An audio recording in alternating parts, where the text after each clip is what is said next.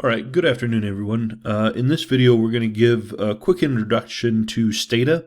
I'm going to show you how to navigate basic features of the program and then go over some basic commands just to kind of orient you to the system. We're going to be using our Stata demo handout here, so have this open as you're working through the video here. So, going to open up Stata. Oops, pop this in. All right, and the first thing, I'm going to minimize this a little bit. Down. Okay, that'll work. First thing we're going to see here in Stata is our main window. Okay, main window is going to contain the variable list. And if we go through and open up a data set here, if we go to Stata Demo 1, open this up. Here we'll see in the side, we'll see our variable list. Okay, these are all the variables that we have in the set with the variable name and the label here. And so if I go through and I double click on these variables, it's going to pop it down into the command window. Okay, now our command window is where we're going to go through and we're going to enter functions and commands. So let's say, for example, I wanted to, for this sample, see the average age. What I could do is I could type in summarize age. And here, this is going to pop up the results in my result window here. Okay, so here it looks like I have 99 observations for age, a mean of 39, standard deviation, min, max. That I can go here. Let's say I wanted to look at the frequency of gender. So if I go tabulate and then go up to gender, double click there and hit that, it's going to tell me the number of men, number of women, percentages here. Okay. Now the other thing we can do with this command window, we can go through and highlight different elements of our output. So let's say I wanted to look at, wanted to calculate 2 times the standard deviation of age. If I can go type in display in the command window, and I can go through, highlight this, copy that standard deviation, paste that down. Oops. Well, we'll go through, and so it just displayed it. It gave me this, but this is a good segue into up here on the left. This is our command history. Okay, our command history is going to keep track of all the commands that we've entered or everything that we've done here in Stata. So if I wanted to, say, summarize or tabulate gender again, I can just click on it, hit return. It's going to tabulate gender. I made a mistake. I wanted it to calculate twice the standard deviation, so I just go back up to my display command here. And now I can just say 2 times that. It's going to give me 2 times the standard deviation of age here. Okay, so this is our main window. We've got our variable list, our results window that contains all of our results, our command window down here, and then once again my command history, where I can just rerun stuff that I've run in the past, and it just keeps a tally here. Okay. Other window that we want to take a look at here is going to be our data editor. Now, you have a couple options up here at the top of the screen. You can open up a data editor or just the data, or just browse the data editor. If you open up this one, it will let you see the data, but you won't be able to change it or anything like that. Data editor, this is going to open up our spreadsheet, where we can go through and manipulate the data just as we would in Excel or SPSS or any other program here. Okay, so in our data editor, we first have our spreadsheet. Okay, this is going to be our set of variables where we can go through. If I hit Control right arrow, it takes me to the end. Control right arrow or left arrow back to the front. But this is where we're going to go through and see all of our data.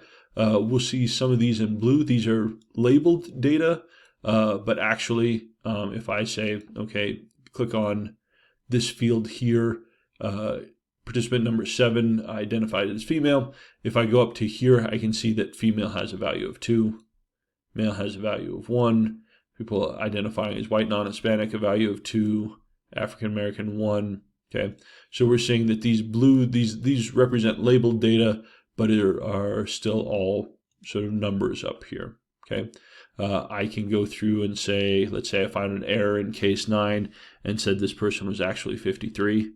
You just type in 53 and hit enter, and that changes. Let's say that this person was actually 49, change that. So we can go through and change this in a spreadsheet just like we would anything else. Okay. Here in my data editor, I have my variables list, just as we had before, the name of the variable and then the label. The nice thing about this is if I'm looking for, with this, let's say I wanted to go to PTSD diagnosis, I find it in my variables list and double click it, and it takes me in my spreadsheet right to that variable. Okay. Or let's say I wanted to search, let's say I was interested in a BAI score. So if I go up to my search bar here, I can type in BAI and it pulls that up. And if I double click it, it takes me right to that variable, right? If I wanted to go through and find age, gives me anything that has age in there. I can double click there, it takes me back to age. And then if I just cancel that out or delete that, it takes me back to my my full variable view. Okay, so really helpful, particularly if you got a big data set, for going through and finding variables so that you don't have to scroll around through the whole set. Okay, the last thing we're going to talk about here, and I can sort of stretch this out a little bit, down here looking at my variable properties. Okay, we'll see here that for, let me see, okay, for age, let's say children. We'll click on children here. The variable name is children. The label is do you have children? Sort of various information going on down here. We can use this to go through and alter the properties. Let's say I wanted to change, let's say I didn't like children. I want to name this kids. I can go through and just type in kids in the variable name, and now my variable is named kids. Okay, so we jump into a little bit more of this properties fields here, but this gives us a navigation of our data editor. Okay, so going back to our main window, the last thing that we're going to run through is our do file editor. Okay, so this is going to be your syntax file. If we go up and hit this icon, what this is going to do is it's going to pop open our syntax file. Okay, and so what I can do, we can use this. Let's say I wanted to look at, again, I wanted to summarize or look at descriptives for age. I can type in sum age, sum is short for summarize, highlight that, run it, and it's going to pop up here. Okay, same thing if I go to my command window, I can copy that, paste that in, right? And if I want to calculate 2 times the standard deviation of age, run that, it's going to pop up into here. Let's say that I wanted to run a series of things that I had typed into the command window. I hit Shift and sort of hit down, highlights those. I can copy those to my syntax file, run all of these together, okay, and just run it. And so this syntax file, or this do editor, a great way to keep track of what you've got going on. And again, if I asterisk anything, is going to be listed as a comment. So I can call this demo do file, okay, something like that, so that I can go through and keep track of what's happening with this. Okay, so this is my syntax editor. We'll play a little, spend a little bit more time working with that sort of a little later on in the demonstration. Okay, so we've got our main window, we've got our data editor, and then our do file all working together here. All right. So want to go back quickly to the data editor and look at the variables window here. Let's go back through, look at this variable that we change the name to kids for, okay? Thinking about different information that's provided in our properties. The variable name, this name field is obviously just the name of the variable. Some things to be thinking about as you're naming variables in Stata. No spaces allowed. You can't also start a variable with a number. So let's say if we go, I'm going to hit just control right arrow will take me to the end of the list. Let's say I've got a new variable. If I enter 2, 1, 4, 5, 6, 7, something like that, right? So I've started typing in information on a new variable. Right now, it just labels it the label of, or the number, the var, whatever the number variable it is. But I can go down here and I can call this check, okay? But I couldn't name this, let's say, check space 1, won't let me do that. Also can't start it with a number. I can't say 1 check, nope. But I can call it check 1, okay? And it'll go through and do that, okay? So this is just the name here. We've got the label. We can type in just a descriptive label, whatever we want. This can have spaces, demo variable for video, okay? And then what it's done is it's gone through and given me the label there. And if I were to go to my data window and let's say I sum check 1, it's giving me my sum there, sort of giving me my information with that. Okay. Other thing we've got here in the variable window, it's telling us the type of variable we've got. Now Stata specifies a number of different types of variables. We've got 5 different numerical data, types of numerical data that we can enter. And basically this is just looking at holding different types of numbers. Byte, this is going to be whole numbers between -127 and 100. So no decimals, just whole numbers, anything ranging from -127 to 100. This is going to be the most efficient. This is going to take the least amount of memory to go through and hold these. Integers, these are going to take whole numbers from over a larger span, long whole numbers over a much larger span. So as we go from byte to integer, or byte to int to long, it's requiring more memory to save variables under these formats. But if you're using data that needs to be specified under very big numbers, this is what we probably what you would use. Okay, float.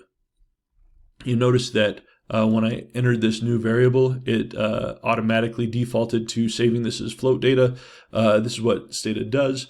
Float variables will hold 7 digits. Any combination of whole numbers and decimals in here. So I could have 1.00006 decimals, and it would hold that in a float. Okay, or I could have, 500,000.1, right? That's going to be 7 digits, so that's going to be okay to save in a float format. Double here, same thing, 16 digits. Okay, so these are some combination of whole numbers and decimals going through. So depending on, you generally won't have to worry about this as you read in data or enter data. Stata will start to make adaptations. So let's say I go in here, let's say I go 1.5, right? I can go through and do that because again, it's being saved automatically as a float. But if I had 0-1 data, something like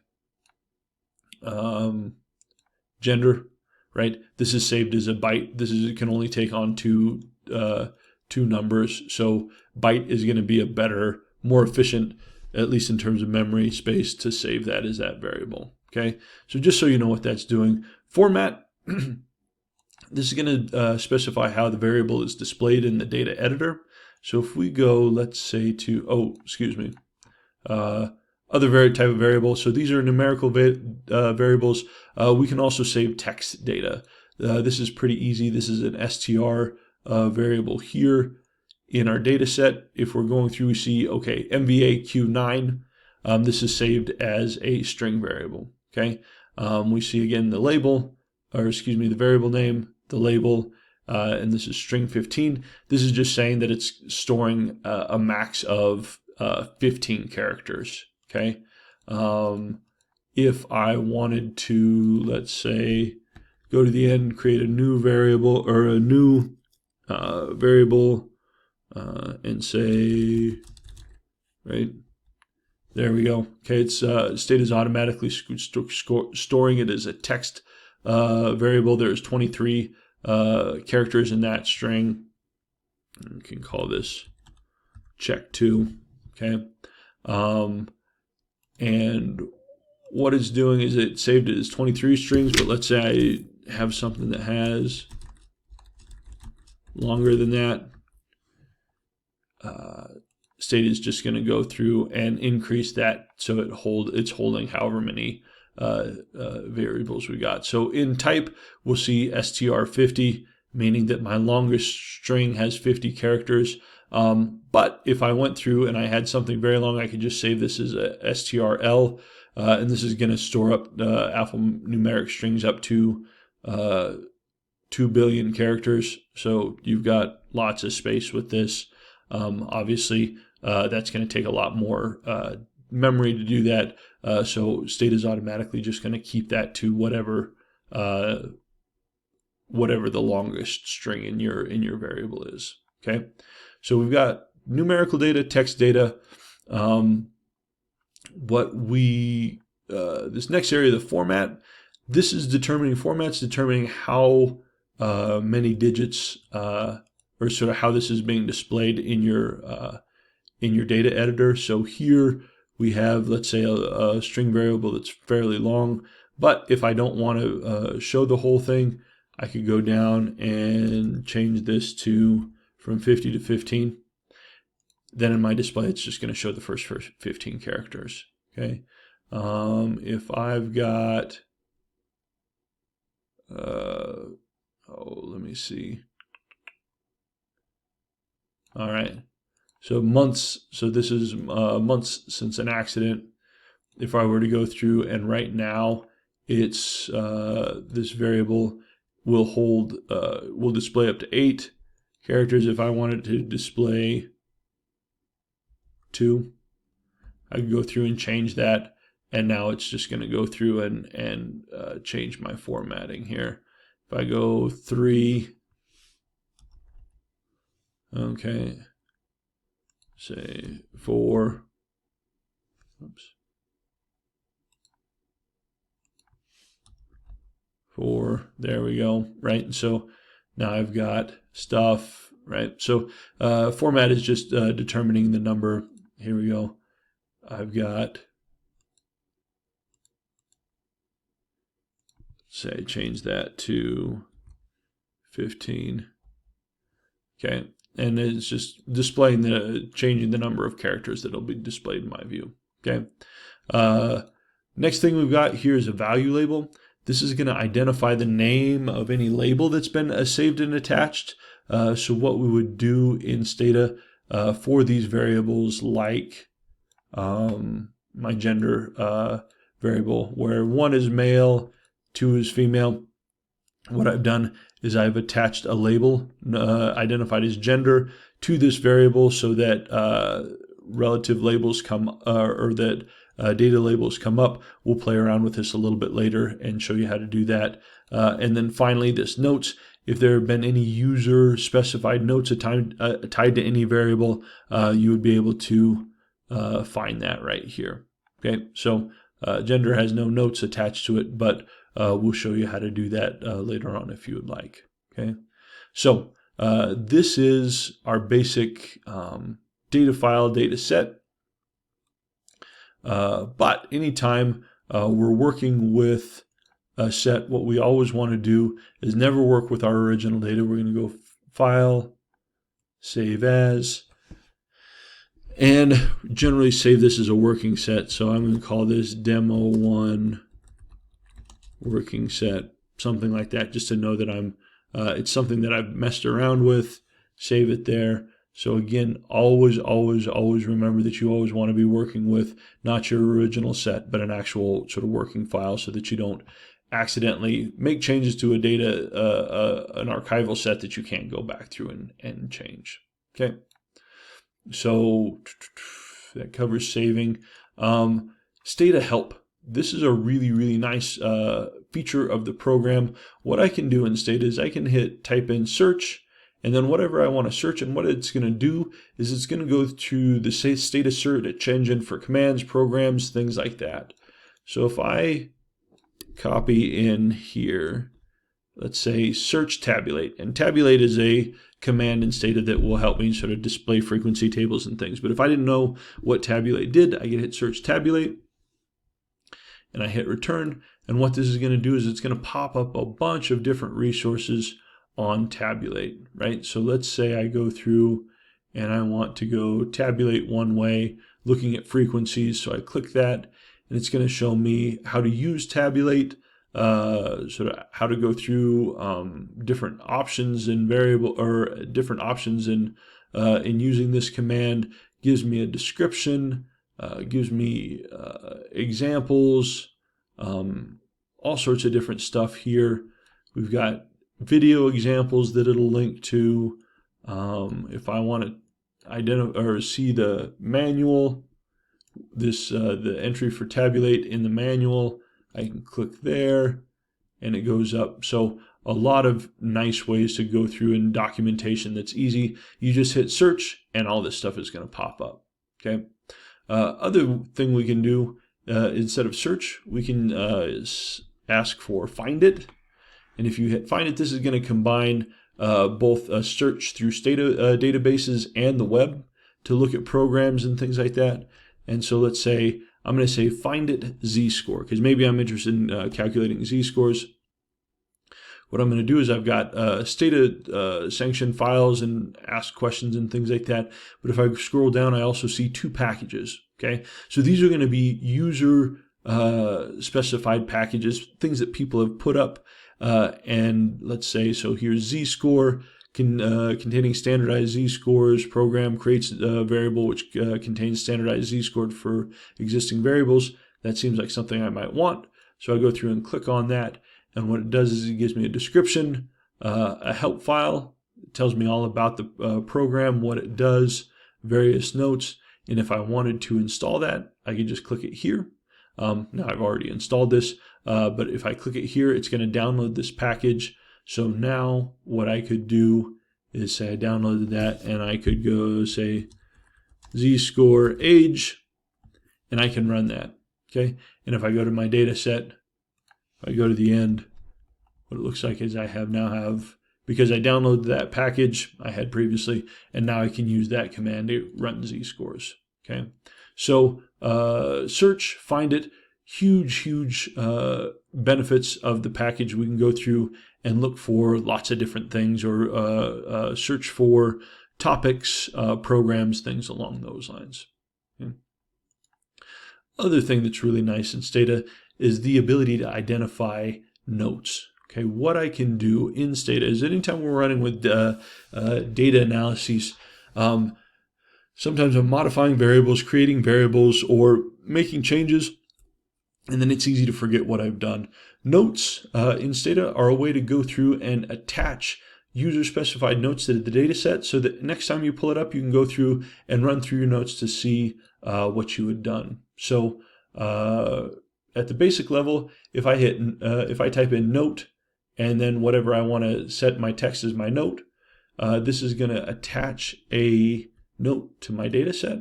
Okay? So if I were to type in note set data set restricted to individuals meeting criteria for PTSD, and I go through and hit that, what that did is that just saved a note to my data set. Okay, and let's say I wanted to timestamp that, because I wanted to make sure that I knew when my note was being written. So if I go through and I type in a second note, say I type in note, that today I verified BDI2 score for case 209, right? And say case 209 is a weird case that I wanted to go through, but I wanted to make sure and document when I went through and did this. If at the end of this note I just type TS, TS is going to add a timestamp to this, okay? And so it'll tell me exactly when I entered that note, so that's very helpful. So these notes that we've added up to this point, these are just attached to the overall data set, but maybe I want to go through and attach a specific note to an individual variable, right? So let's say I've got a note that I wanted to attach to my quality of life variable, my QOLI, right? Let's say I've done something here. So example, I'm going to write it, type in note QOLI, saying that I want to attach a note to my QOLI tote variable, just this guy right here, okay? And then I'm going to say QOLI tote score calculated with mean substitution. And then I want to timestamp that and add that in, okay? So what I've just done is I've added 3 different notes, 2 to the data set, 1 to a variable. And so if now I go down to my command prompt and I just type in notes, what it's going to do is it's going to say, okay, for the data set, I've got this note, and then I've got this note, and you see I've got the timestamp here. Here's my note that I wrote for QOLI with the timestamp here. This is an excellent way to go through and make sure that you've gone through and documenting and just noting in here. That way it's all attached to the file. You don't have to have separate Word documents or things like that. You can always just go through and take a look at stuff. Okay, but let's say I wanted to get rid of some of these notes. Let's say I was like, oh, I want to sort of get rid of these 2 data notes that I've set up here. What I can do is I can type in notes drop underscore DTA. It's telling it Stata to drop notes for this that are attached to the set. If I go through and do that, it says 2 notes dropped. And now if I hit notes, the only thing that's up is my note that I attached specifically to the variable. Okay, but let's say I wanted to get rid of that one. If I go drop, excuse me, notes drop QOLI tote, what it's going to do is it's going to get rid of that note for QOLI. And now if I hit notes to see what notes I have attached to the set, nothing comes up. Okay, but if I want to go back through and let's say I want those first 2 notes, I can go back through in my command archive and retype that. And let's say I want the BDI note, hit that. And now if I type notes, they're back up there. Okay, so this is a nice way to keep track of data sets, what you're doing, particularly if you're going back and forth between sets. Okay. All right. Some basic commands to get data set, information on the data set. Okay. Describe. If I hit describe, it's going to give me information about the data set corresponding variables. It's just going to give me a whole list of what I have going on. So if I just type in describe, what Stata is going to do is it's going to give me full information on all the variables that I have in this set. Give me my subject number, the type of variable, the display, any value labels, and then my descriptions of my variables here. This is a nice way to get a good idea for what is going on with the set of variables. Okay, and so if I just hit describe, it's going to give everything to me. But if I hit describe, and let's say I want a list of variables. So let's say I want it to describe, let's say I'm interested in these FI variables. So I go F1, I want it to describe not the whole set, but I want it to describe F1 to I17. Hit that, and what it's going to do is it's going to restrict the display to just the variables I requested. Okay. Same thing if I hit code book. Okay. For the whole set, what it's going to do is it's going to give me a different, much more involved information for my entire set of variables. Going up, okay. So here for age, right? And this is doing this for every variable in the set. It gives me the type of variable, the range. I've got 40 unique ages in here. I'm missing 1 out of 100 variables, mean, standard deviation, percentiles. Codebook gives me all of that for all of my data. Okay, so a good way to go through and get some information there. But same thing, if I, instead of describe, I say codebook for just or I1 to F17, it's just going to restrict it to the variables that I asked about here. Okay, so these are nice ways to go through and just get information about the set. Anytime if you get a new set, hit describe, it's just going to give you all the variables and all the labels for that set, but then additional stuff in codebook. Okay. Other thing in terms of basic commands that's useful is sort. Okay, so a couple different ways to run sort. Sort's easy. If I hit sort age, it's just going to sort my set by age here. So we're running down and sorting in ascending order. If I wanted to go through and sort caps total, sort there. I go through, take a look, and find that variable in my set. We'll see that we're now sorted in ascending order. Okay. And this is a good way to go through. What Stata will do is it'll place any variables with missing data at the bottom of the set. So a nice way to go through and see, again, if I wanted to sort by age, see if I have any missing age scores. If I go down the bottom of the set, yep, looks like case number 1, I'm missing a score here. So it'll just, an easy way to find missing data. I can also go through and put in a list of variables.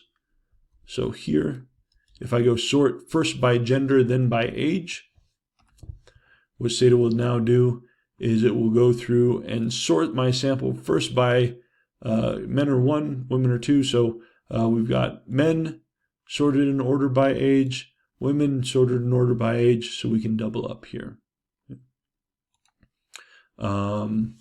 Gsort, this is a little bit different. Command does the same thing. If I go to gsort subject, it's going to do the same thing. It's just going to sort by subject. Nice thing with gsort though, I can go gsort minus subject. It's going to sort it in descending order, right? So sometimes you might want your largest numbers on the top. Gsort is a nice way to do that, right? If you just hit gsort minus and then whatever your variable is, that's going to put it in descending order. Okay. Other thing we can do is we can order variables. Okay, let's say that I want some variable towards the front of my data just because it's easier to go through and do. And so let's say I want to put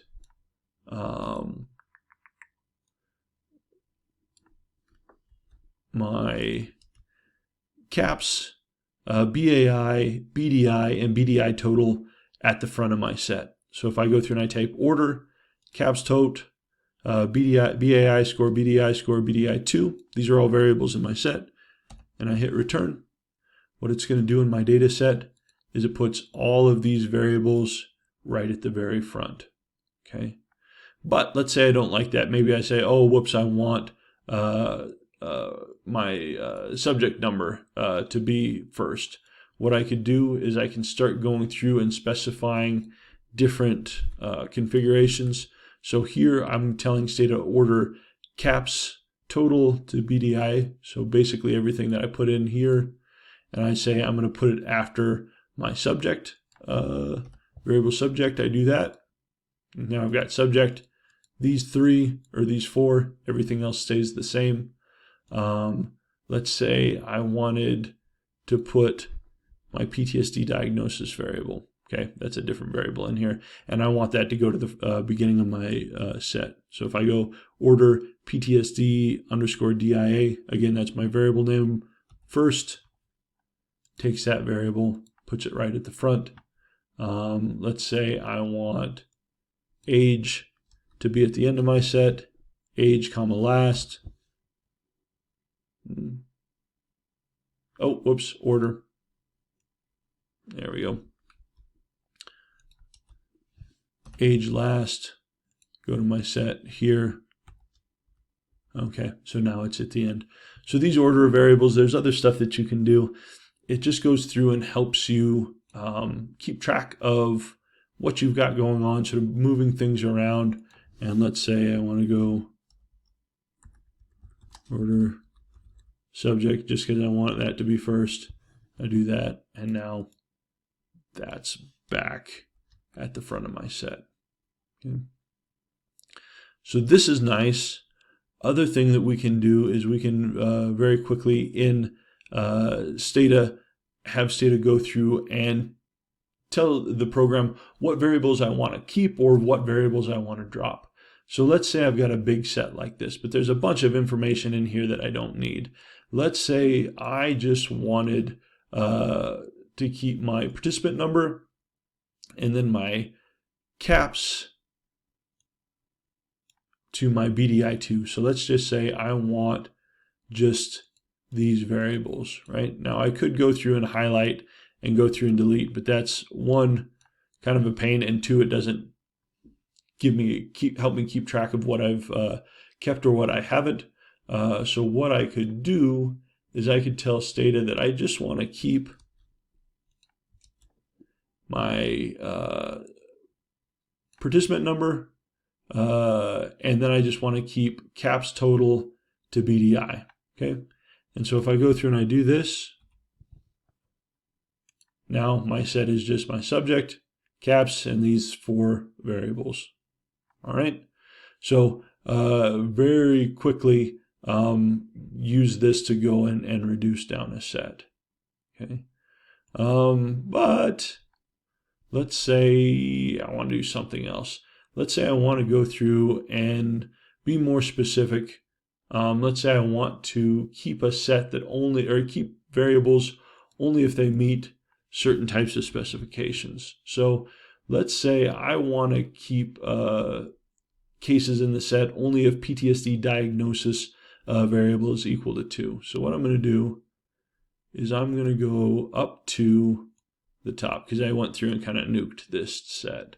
Okay, what I'm going to do is I'm going to go back to when I opened this data. My very first command was open sort of my original demo 1 set. And if I, here. If I go through and I save this working set, okay, that's fine. If I go down through and now hit that, open this up, now I'm back to my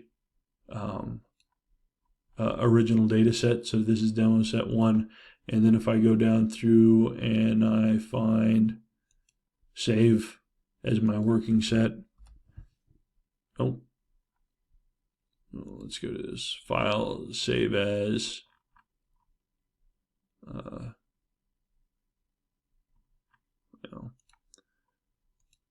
we'll do this, we'll go file, scrap, okay. And I want to replace, I got a scrap set in there, so we'll just do that. So we just save this as scrap. But what I want to do now in this set, I just want to keep a variable if PTSD diagnosis is equal to 30. So what I can do, so I've got right now 100 cases in my set. What I want is I only want to keep cases if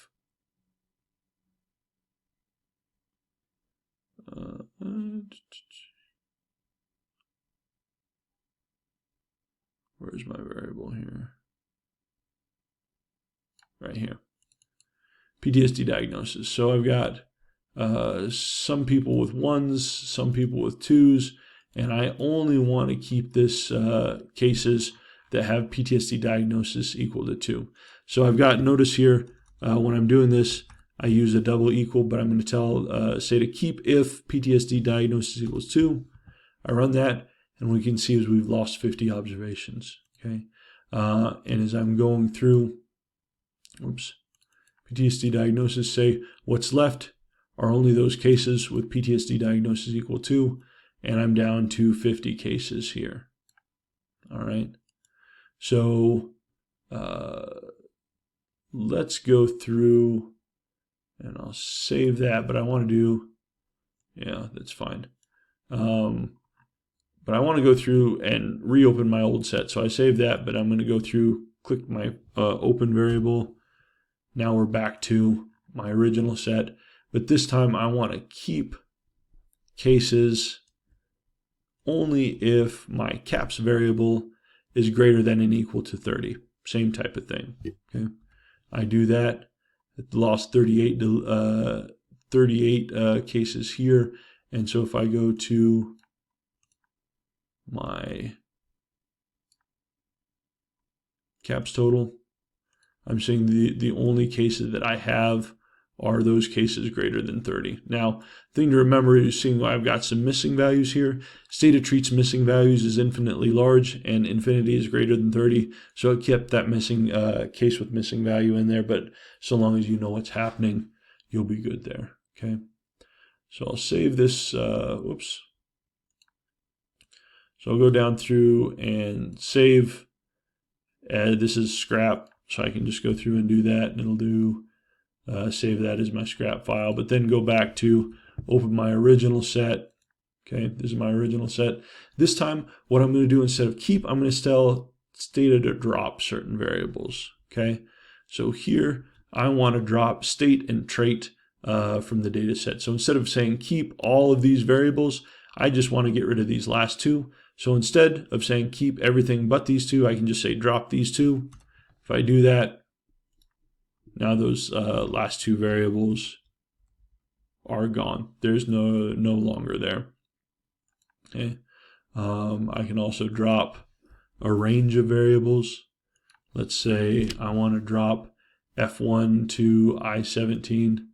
Let's say I don't want all these variables here. I don't have to list them all out. I can just put F1 to I-17, drop those. Those are now gone from my set. Okay.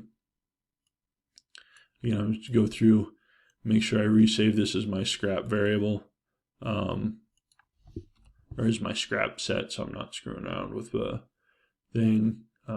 Same thing with keep. I can drop anybody with a PTSD DIA case. Again, double equals to 1. Okay. I've deleted that. If I go back to the top and run this again, oops. So it won't let me open a new set if I've not saved. So this is my scrap data, so that's fine. I'll save that. Now go through and open up my original set. This time, let's say I want to drop it if caps total less than equal to 10. Same thing. So I've got that there. Okay. So again, just going through and being able to manipulate this data set. So I'm going to go save as scrap and then go back up and oops. What happened?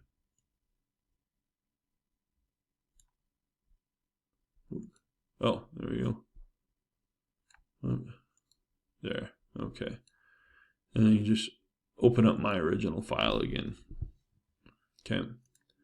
So this is just ways to go about manipulating your data set, adding and dropping and replacing things. All right. Last couple of things. Want to go through and work in this video. We'll look at generating or transforming new variables. Okay, and we'll work from a syntax file with this. It'll just make it a little bit easier. What I can do anytime I want to generate a new variable, I'm generally going to use gen, give the variable name equals whatever expression I want, right? So here I'm going to go through and calculate a variable called int, and it's just going to be the sum of the arithmetic sum of these different variables. If, however, I set this up as a sum variable, doing it this way, any case that has a missing value for any one of these variables, I won't get a value for int, okay? But if I go through and I run this and then look at the end of my set, I see my int variable here, and I'm pretty good, but I've got one case right here where it's I don't have a value. That's because I have at least one variable with a missing value here and here, or in this list, okay? I can also, let's say if I want to copy in a new variable that's a duplicate of another variable, okay? I could say gen sub ID equals subject. If I do that, now I have a new variable that's basically just a copy with my subject. But if I wanted to go through and manipulate this and not want to screw around with the original variable, could go through and do that. Here, what I can do is I could, with this, what I'm going to do is, let's say I want to create a variable where I'm going to generate a new variable called check, and I'm going to say equal to 1 if my PTSD diagnosis is equal to 1. Okay? So go through and run that, right? And here's my check variable. So I've got an indicator variable, a marker 1 in check for anybody who has a value of PTSD DIAG equal to 1, but I've also got a bunch of missing variables, right? Maybe I want 1 for people who have a PTSD of value of that number, and then 0 for everything else. Okay? What I can do is I can go down and I can say replace. Now, because I already have a variable named check, so I can't gen something different, but I want to say I'm going to replace check to equal 0 if check is greater than 999. Okay? Now, remember that in Stata, missing data are infinitely large. And so if I go through and I run this command, what it's going to do is all those values that were infinitely large, i.e. greater than 999 for check, it went through and it just dropped in zeros here. So now I've got a full set of zeros and ones that makes sense given what I had wanted to do here.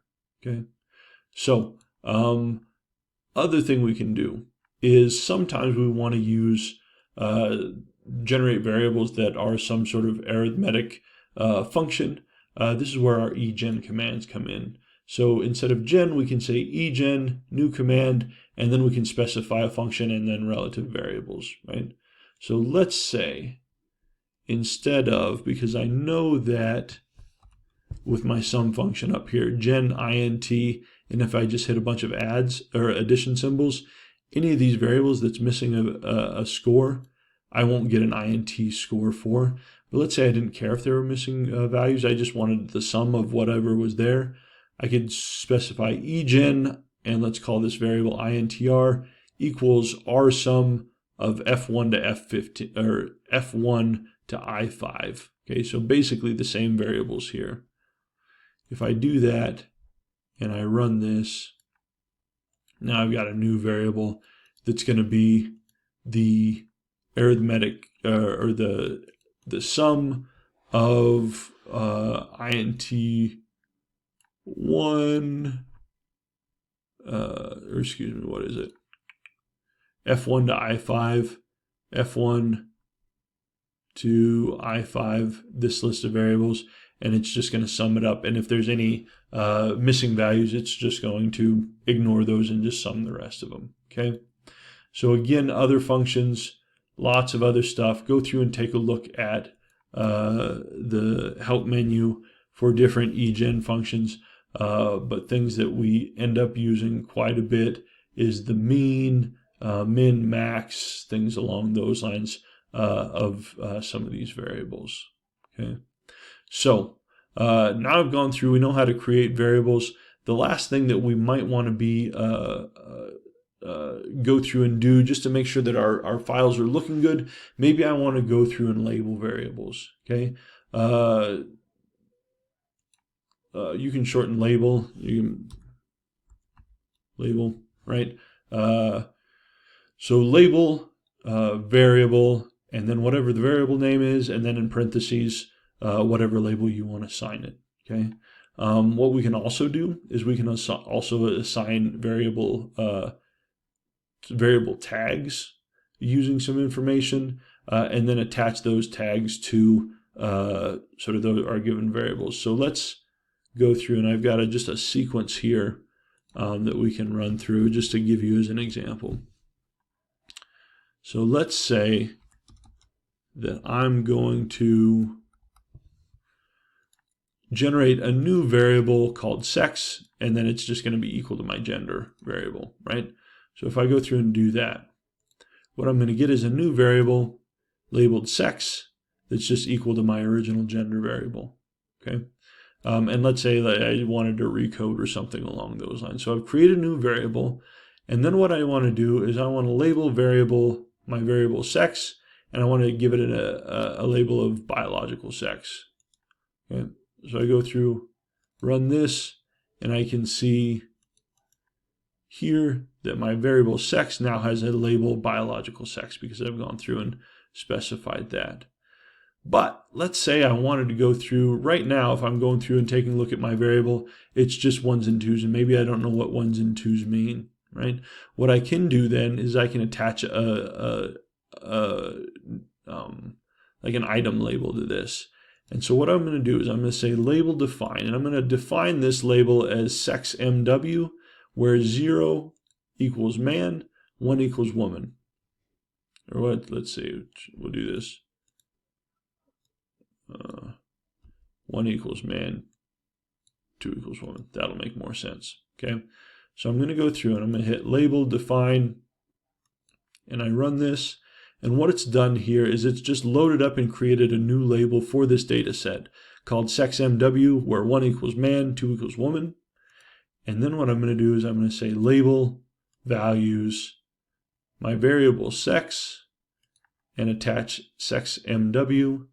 If I go through and I do this, now it's saying, okay, it's gone through and labeled. So values of 1 is man, 2 equals woman, okay?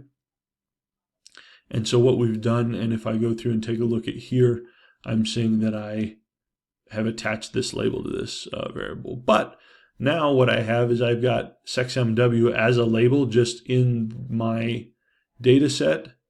So let's say you wouldn't want to do this, but let's say, okay. So I've got MVAQ3 here that's ones and twos, right? And this looks like how many vehicles were involved in this accident. Let's say, for example, I go through and I want to label values MVAQ3, okay? I want to label this, but I want to attach sex MW onto it. I mean, that doesn't make sense, but if we do that, now it's gone through and attached those labels to that variable, okay? So this isn't something that we would want to do, but just to demonstrate that what we can do is we can create variables, we can label the variables, but then we can attach a label to that variable that specifies the level of individual values, and then once that is loaded in, we can go through and attach that to a number of variables. So here, for this one, we've got PTSD final, a yes/no variable, and if I hit that, I say PTSD fin. If I go through and I can look at this label,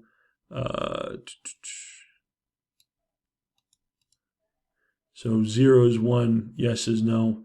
And so what I'll often do with when I'm creating a data set, I'll just have a YN value label. And so for any dichotomous yes/no variable, then I can just attach my YN label to any yes/no variable, and it'll just go through and do that. Okay. So what we'll do is in our next video, we'll cover splitting files and merging files. just a couple extra things that are helpful to do in Stata. But this should do it for just walking you through the basic interface, showing you how to go through and use your command history, variable labels window to go through and do some basic navigation in Stata. So good luck, and let me know if you have any questions.